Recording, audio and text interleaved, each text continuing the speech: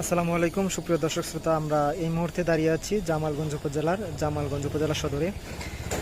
আসলে জামালগঞ্জ উপজেলার পরিবেশ এখন আসলে ভয়াবহ হুমকির মুখে। এখানে দেখতে পাচ্ছেন যে যে জায়গায় ময়লা ফেলা হচ্ছে সেই রাস্তা দিয়ে কিন্তু মানুষ চলাচল করে।